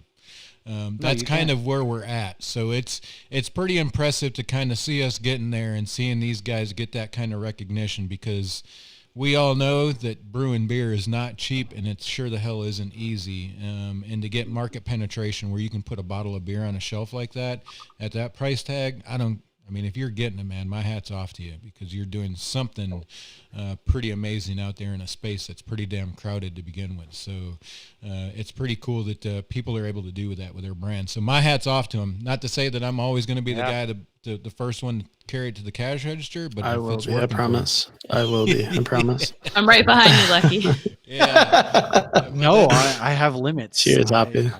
I buy Legos. Now, see, if you're talking to me about Lego sets, you're talking about Lego sets, the limit does not exist on Drop them right now. Jesus Christ. Those are can't expensive. even put My those. kids love them too. Like, can we cancel a host midstream? Diagon Alley for Harry Potter, like $4.99. I'd buy that shit right now. You have Diagon Alley? No, I'm you're saying you I would will buy that. it. Okay. Because it's the same price as my Death Star, but I'll buy that shit right now. But hey, he does some pretty good Lego beer picks for our Hops Peak page. Henry's face is like, dude, what the fuck? Why did I come on here like in video? Like, Jesus, come on, Mash. You never know. Maybe he's imagining the Lego Death Star. Is he frozen? I actually can't tell. I think Henry's. I think he's just pondering. Or he's pondering deep thought, like pondering the shit out of why he came on. He's like, Legos. This took a turn. Or he's really excited. Guys, I'm frozen because we started talking about Legos, and therefore he just took a picture and is like, that's his backdrop now. He's like, I'm out. The cardboard will fall. Yeah. Yeah. The fan's gonna blow the cardboard backwards. Look, he's kind of taking my approach. He's like, if I just walk away and turn off the lights, they'll never know. Okay, there it goes. There goes the screen. I gotta say though, I'm really enjoying the sour I opened from them. The low funk, like the low pH. It's really like I need to do some research or ask a brewer. Like some of these sours taste more like farmhouse kind of ale. Just walk away and turn off the lights. They'll never. Okay, there it goes. Hey, Henry's back. Just catching up. Lego. Did you hear the Lego discussion? Catching up now. Hey, don't worry about it, Henry. We're already an hour in and a few beers. Nobody will give a shit. Man, I'm like, stupidly, when I put the internet in this house, it's as far away as the spare bedroom, which is where I'm sitting right now in the office. And yeah, so it just drops every once in a while. But what I was going to say about that low funk, it's the farmhouse character of it. That beer is very special. Most of our sours are that 6 to 18 month time frame, all resting in oak, take a long time to mature and develop. But when I went to Adam and said, hey, we got to make a sour that we can crank out a little bit faster, he said, if you make me make a kettle sour, I'm going to quit. So I was like, all right, that we can do. So Low Funk is a Solera blended sour. We make ferment on the clean side. That's like a Belgian yeast base. So you get a little bit of that, farmhouse character, a little pineapple, a little mango. And then we post-ferment, let it age on our house lacto culture for about 6 weeks. So all said and done, that beer isn't a quick ferment per se, but it's a Solera blend. So we've got like ferment on the clean side, pump it into the sour side, fill up the tank, drain off some, package it, fill up the tank again. So like out of every low funk, there's the OG 2017 low funk is still in that tank. Huh. Nice. So it's a pretty fun beer, and I think that's why we got a GABF gold for it, because it's it's an American sour. It's just easy going and like a light sour in the grand scheme of things, but it's got so much depth and flavor. Nice. Right. Well, my first like farmhouse sour beer I had was actually Hill Farmstead, the Arthur. So whenever I taste that familiar taste, it like, takes me back to that Hill Farmstead beer. So it's such a unique sour. But like, so many times, especially in Florida, when you have a sour, it's it's more fruit front kind of thing. You don't really get, I don't think I've ever had a Florida. Fruit, that's it. Kettle sour fruit, that's it. You got lactic acid and a fruit flavor, and there's, 2 flavors in the beer, and that's out. Yep. Right. Man, if anybody's got the advent calendar, there's some fucking crazy beers in here. We did a Grand Cru 2017, 2018, 2019 blend of our existence. So that's sitting in here. 3 years worth of 10% Belgian strong sour blended and packaged. All right, Henry. Punching us in the stomach. All right, Henry. We're gonna advent calendar. Drop your address, because I'm literally gonna wet bandit your house. I wonder how much the advent calendars are gonna go for on the secondary market. They call me the beer. If I would have gotten them, I would have gotten at least like 6 or 7 just so I could sell them in the Hop Snooze family. They'd pay big bucks for them. I would have paid $1 million. So well, I'll give you the rest of mine. I only drank 2 of them, and I need to stay open next year, so I'll take that. So we're gonna put in a pre-order, Henry. We're gonna put in a pre-order right now for next year's advent calendar. We've got 4 of us right here. So name your price, and I will send it to you right .ly/adventmob. You can sign up for next year to be first on the list. Awesome. Oh, Perfect. shit. We'll be first on the list, and lucky to send it to Or us. 185th on the list, because that's what it's at right now. God damn it.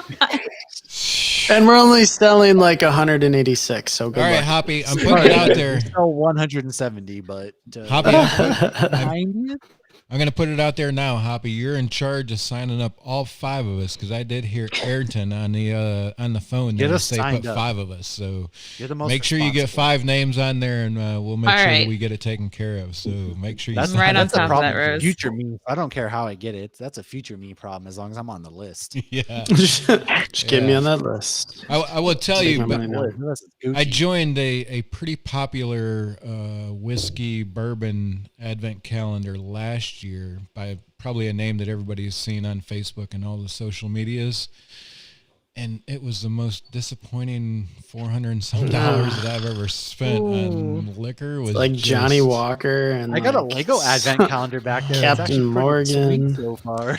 actually, Lucky, I would have probably been happy with those brands in this advent calendar. I mean, yikes! Most of it was like with food coloring. Yeah, most of it was like sweat sock filtered fucking shit I never even heard of. So I'd pay good money for I'd pay good money for a MobCraft Beer advent calendar. Yeah, that'd gonna say, just for the batshit crazy, you would definitely like it. Mm-hmm. Yeah, that batshit was amazing. Yep, great beer. But now that I've seen one of the other ones, I think the one that Hoppy showed earlier, I believe that I might have had that one as well, but yes. No, you for sure did. I sent that to all of you guys. The Chicamala, I for sure sent to all of you guys because I know we've had girls pint out on. I drank. Well, that's the fun one too that we do every year. It'll probably be like I think January or February 1st. We kind of start the process for that one where we go to all the GPO chapters and say, "Hey, submit ideas for beers." So we've had, I think, submissions. I'm the Orlando GPO chapter. I'm gonna submit an idea. Did you submit one last year, or did you just? No, I just took over this summer, so we can't even have live events right now, so we've barely gotten to do anything. That stinks. But I'm gonna email the other 2021. You can get some ideas through, and then in the past, like whenever somebody wins one of the votes, we usually fly them in. So we had somebody from DC. Hoppy, you better fucking Maryland. win. Oh, no, DC. the pressure's on. Somebody from DC won 2 years ago. Somebody from Michigan 3 years ago, and then 4 years ago was somebody from Rhode Island, and then this past year was a Milwaukee GPO chapter that won. Yeah, I was gonna say this one says Milwaukee. I guess we're due for Orlando. Hoppy, if you let us down. Yeah. If you let us down, Hoppy. All right, swear to Advent God. calendars, GPO beer. I'm working on it. I got homework. That Stout Fresh beer list are fun MobCraft things to do this year too. Yeah, I was Those are gonna all my say. beer. Just MobCraft. You want to submit a beer too that's gonna get for sure picked up by them? That would be great. Oh yeah, that way we can. Nightmare Before Coffee. I think it's Submit coffee again, I will peppermint vote. stout. We will need Come on. another hear one you before out that. or your idea. You know, we could probably just throw some peppermint and batshit crazy, even if it doesn't win. And, Oh, Perfect. don't tell anybody. Don't tell anybody, Hold and on. it will sell No, for let's sure. talk about this. Just put a skeleton on the label with a candy cane. You're done. It sounds perfect. as long as you don't make me put Fruity Pebbles in beer again. Oh, Whoa! no, I Hey, Henry, can you talk about this real quick? I did not realize that the what I thought were Fruity Pebbles were hops on it. That just makes the can so much better. But Oh wait, Fruity hold that up. Hopples, this just came out, right?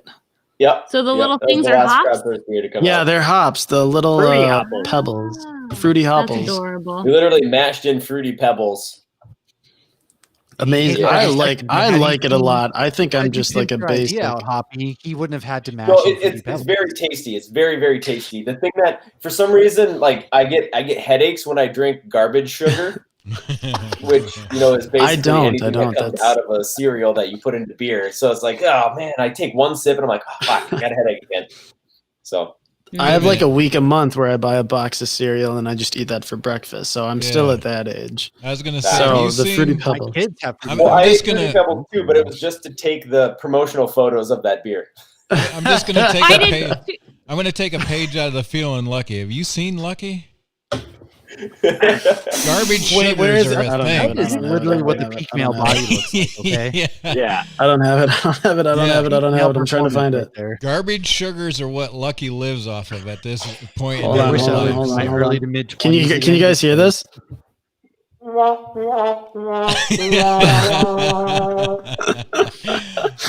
That is, I mean, that's the sound every time someone makes. I'm pro fat shaming on Feeling Lucky because I'm gross. I'm fat and gross. So like every time someone does that, I do that, and then I follow it up with a round of applause. Yeah. So thank you very much, Jay. At some point, it's gonna get to be enough where I start working out, and that's exactly what I'm looking for. So thank you. I will tell you. I mean, we talked about it a little bit when we started all of this. That's what it took for me, man. I'm like, dude, you're fucking 270 people pounds. to tell me. Yeah, you got to get your ass off the couch and do something. So really work out so that I can drink beer. That is I was gonna say I'm like 80 pounds short of that, and I'm so gross. Yep. Yeah, earn your beer is a thing. You got to do it, but yeah, you got to put in the grind, or that should have catch up to you. I got tricked into working out because it was like, oh, if you run at this brewery, then you get $1 off your beer after. I was like, well, all right. No more. Did you, and now Henry? she's in Olympic trials. Yeah, basically. She might as well be right there. No, I never do runs though that don't have beer at the end. There's really no point. There's no point in running at all. Disney I runs can drink do beer have whenever beer I want. Beer at the end of my PT test because we have to run 1.5 miles. And if there was a beer at the end, I'd run so much faster. Yeah. Top News family, thank you so much for having me on. I have to run. Absolutely love this. Excited to keep trying to be back and ride in Henry's wake in terms of doing cool things with beer. So very happy, excited, love the conversation, and we'll definitely be talking soon. Let's keep it going, keep having conversations, and we'll listen with some lagers and take some actions with some ales. So we'll get it done. Oh, I like it. Action with ales. I love that. That's great. See you, everyone. Hey, take it easy. See you, Aryton. Cheers, man. Love you. Cheers. Yeah, I guess we should. Hey, Aryton, when you listen to this afterwards, I apologize for. I guess we can blame. Like a waterfall. What was that? Let's blame Henry. Let's blame Henry. We apologize for Henry taking all the airtime. So yeah, we're mad at him anyways about those advent calendars. Yeah, Aryton, we definitely appreciate you coming on, man. And like I said, the offer stands. Anything that we can do to help you guys and help reach a broader audience and and maybe even help you guys get out on some live sessions or something, definitely don't hesitate. Always great to hear your story.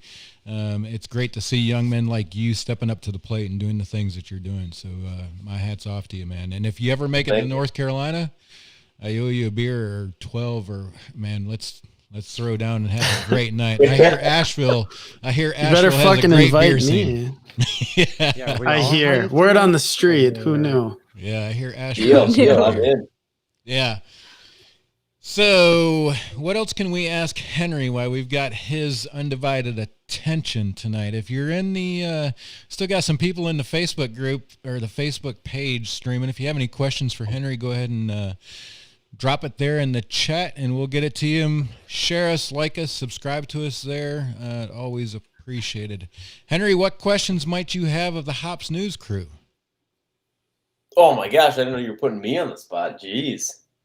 Well, we don't usually. This is going to be a first, but we're working on 90 minutes with you alone, and we've never done that before. So we're approaching new territory right now. Yeah.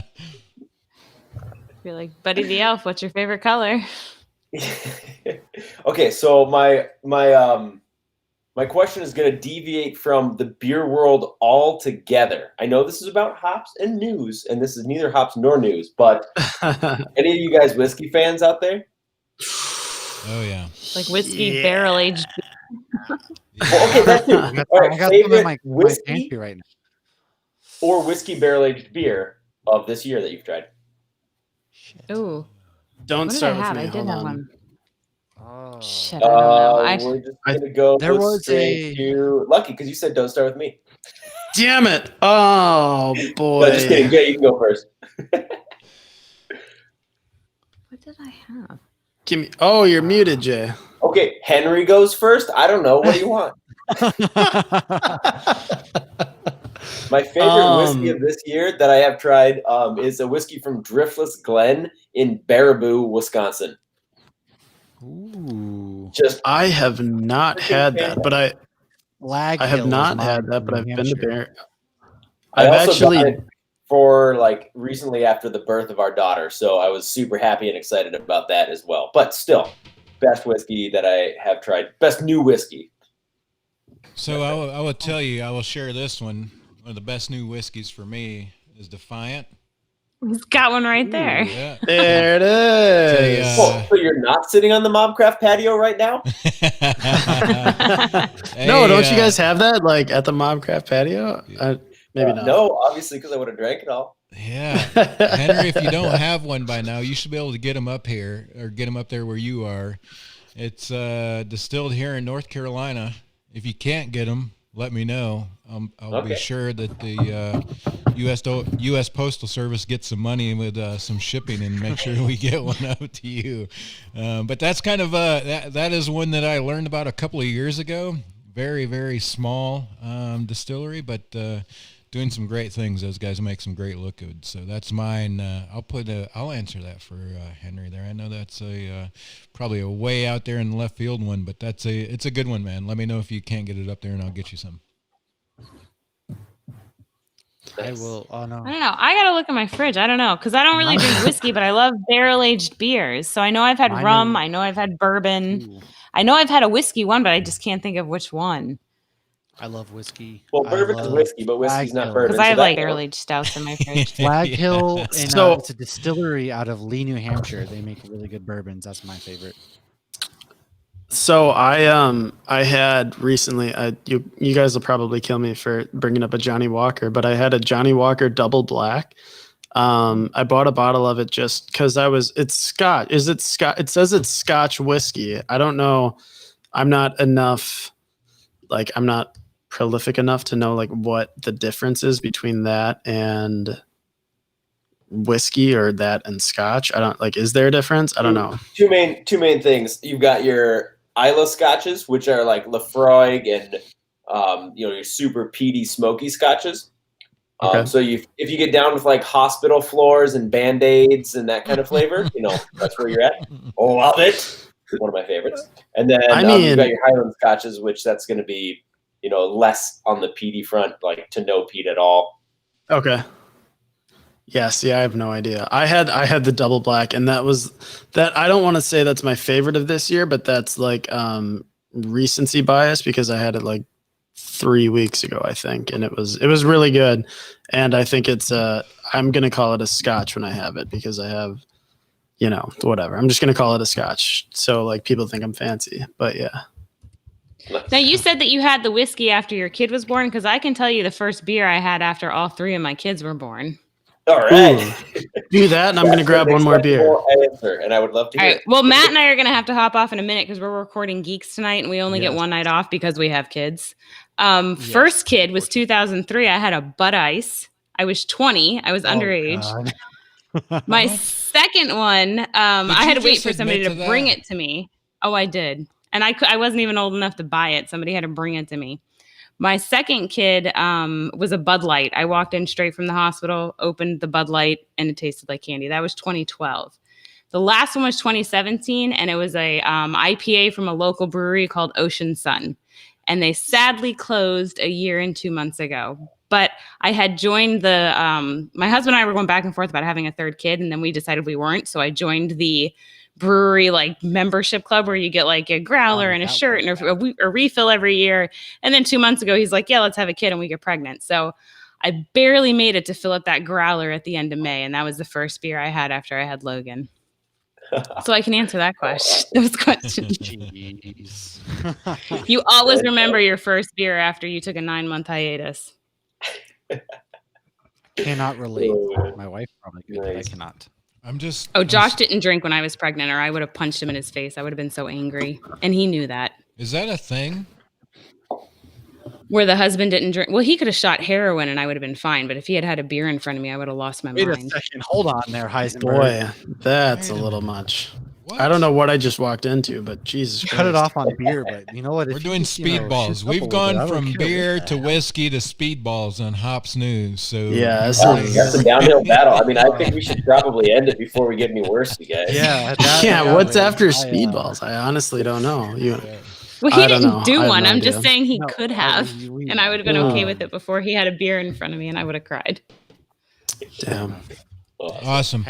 Henry, we definitely appreciate you joining us tonight. We're going to cut this off because we do have some other guys. These Mash and Hoppy got to get on some other programs that they're getting ready to record. We have our own. We have another show. If you ever want to come on and talk geeky stuff with beer, you can join our third show at any time. We talk weird things. We talk beer. So tonight, Star Wars. Next week is Die Hard. If you guys didn't hear on the Feeling Lucky episode with Henry, he's got a good background with Pokemon, right? If I remember correctly. That would be a good story, right? What do you I don't know anything about it except which cards had value to sell when I was I don't know anything about Pokemon. I was about to be like, I dive in. Like I played the Pokemon Sword and Shield. Like I was Pokemon like snapshots coming out. Like I'm in there. We don't always agree on everything. I don't know what you're talking about either. You are more than welcome to come on and discuss with us anytime. We link it in. We link geek with beer. That's like what we do. Nice. Basically anything you'd see at Comic-Con. But yeah, next week we're going to talk about I guess the episode that's going to air next week is going to be Star Wars. Yeah. Tonight we record Star Wars. Yeah. All right, Henry, but then the following week will be Why Die Hard Christmas. Let's go throw it to Henry. Henry, parting shots. Where can people find MobCraft and more about what it is that you guys are doing in the beer space? All right, awesome. Well, yeah, first off, thanks to all of you guys for having me on and letting us talk about all the things we got going on. Couple links coming at you real quick. Lager and Listen, bit.ly/lager and listen. Super easy. If you want to find out stuff about Stoutfest, just go to Google. MobCraft Stoutfest. We'll send you to Stoutfest. MobCraft Lager and Listen will send you to Lager and Listen. So check out those 2 links. If you want to submit your own crowdsourced beer, you can do that on our website, just mobcraftbeer.com.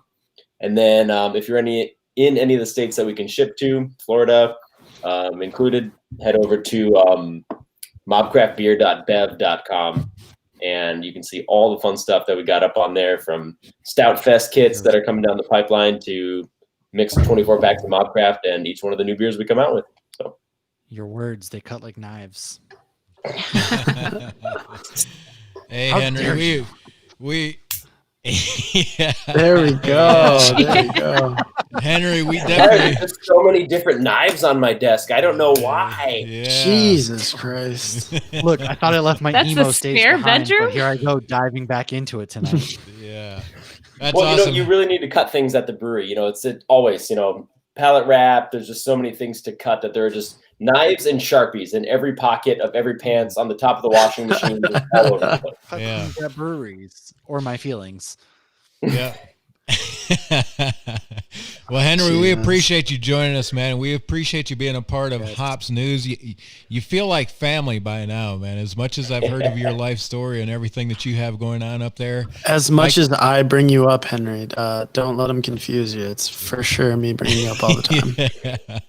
Yeah, I should have been up there in September, I guess it was, drinking some beer with Lucky Would have and been enjoying nice. Football, so fuck COVID. Yeah, maybe next year time we'll make it happen. Yeah, next time we hope to catch up with you guys. Appreciate what you're doing, and again, my offer stands. If there's anything we can do with whatever it is that you guys are doing, don't hesitate to reach out and ask us and connect with us. We'd definitely love to be a part of it. Sounds good. Thanks so much. Yeah, man. Appreciate you joining us. Have a great night, everybody. Yeah, cheers. Cheers, man. Cheers.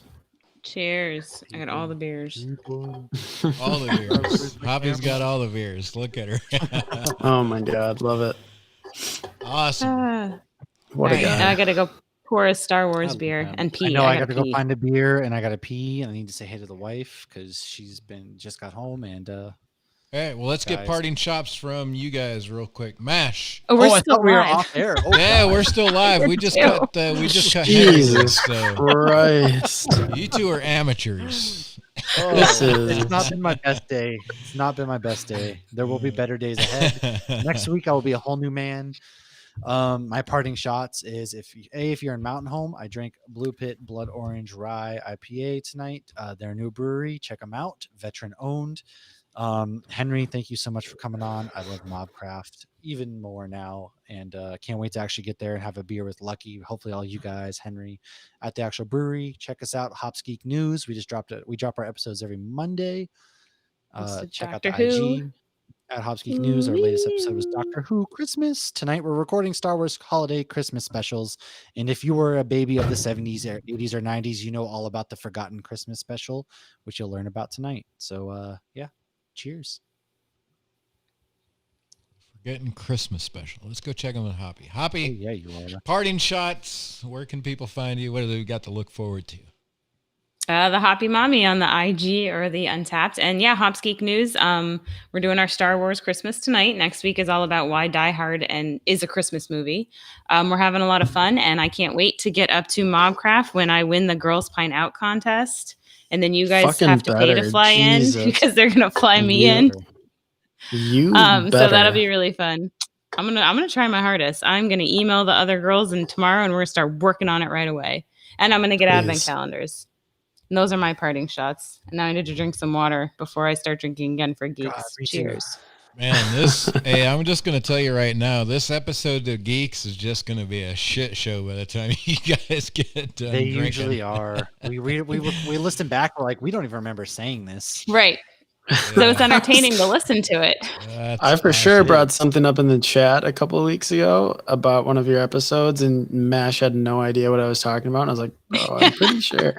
I just listened to you talking about it on Yeah. it was about Spider-Man. Like I said, And he was like, "Oh, Lucky, I think you're in the wrong chat or something like that." I was like, no, I know what he's talking about. I promise I'm trying to bring it up because you guys talked about it, but you're right. That's my Yes. bad. I like I said, we drink and then we go and drink some more. So sometimes we just it happens. Awesome. My All right, bad. guys. Appreciate you guys joining us. I guess it'll just be Lucky and I by the time we get off of here then. Lucky. Oh yeah. Have a good night, guys. Lucky, let's go check in with Lucky. Lucky, where can people find you? And what do they have to look forward to with Feeling Lucky? Where you can find me is follow us on Hops News for anywhere the podcasts are, and YouTube. I guess that's where all of the Feeling Lucky episodes are. On Feeling Lucky, this week's episode is awesome. We talked to 1840 Brewing, and they are They were, I guess they are still, the second ranked out of like they do USA Today does a thing every year where they do the best breweries, the top 10 new breweries in the US. And 1840 was second on that list. And it was really cool. It was an amazing interview with Kyle, and it was, please check it out. It's so much fun.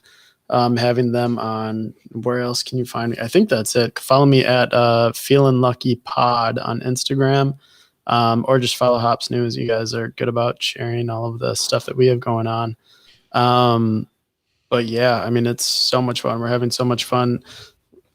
Coming up, I think we're gonna do at least we're gonna have a crossover with a comedy podcast. I'm waiting for them to confirm a date, but that will be maybe not this week, but the week after. And then we have a couple more Milwaukee breweries coming up that will either be right away or they will be at the start of 2021. We're trying to figure out what we're doing. But check us out there. We're having a ton of fun doing it. And yeah, we have people like Aryton and Henry talking about what they've got going on in beer. So it's a lot of fun. A lot of fun. Awesome. Feeling Lucky is always a good time. If you haven't checked out their work, it's always a good time. I look forward to those guys dropping their episodes and me listening to them on the way to work. So check them out sometime if you haven't. Hops News, it's the easiest one to find, at Hops News. Please. Everything that you're listening, consuming, social media, whatever it may be, that's where you can find this. Hey, appreciate you guys sticking around. If you're still around in the live feed, definitely appreciate you sticking around. We'll drop this episode as well in the podcast platforms. It's been great, man. It's December. I cannot. I'll be honest with you. Dude, I can't believe. Don't say that. That's crazy. Yeah, I can't believe how fast this has gone by, and I know that there's a lot of people out there that are struggling with this, but man, we're almost at the end of this bullshit of a year that it's been. So, looking forward to it. We will have some great episodes coming up. I think we'll have some great content coming into the new year of 2021. Stick around, follow us on the social medias, and we'll be in touch with you. But appreciate you joining us. Those that are in the Hops News family, man, I can't say enough. If I could hug every one of your guys' necks right now, it'd be amazing. Because I'd kiss your mouth, every single one of you, except for my mom. Maybe I think my mom's in there. Probably not her. Yeah, she definitely is, man. And we definitely appreciate all of you guys. So it's been great. We hope to get you guys more involved in 2021, figuring that out for us. But appreciate your support. It's led to a lot of things, and I think if Lucky can get connected with the logger and listen, it will lead to a lot more that we don't even know about going into the next year. So appreciate you guys for hanging out. Been a great episode. Check us out next week. It'll just be the four of us. Have a great night. Yes. Cheers. Cheers. Love you guys. Cheers. All right. I got to piss Man, so bad. it feels like the beginning days. 2 hours. Man. Dude, I missed this. It's like the beginning days.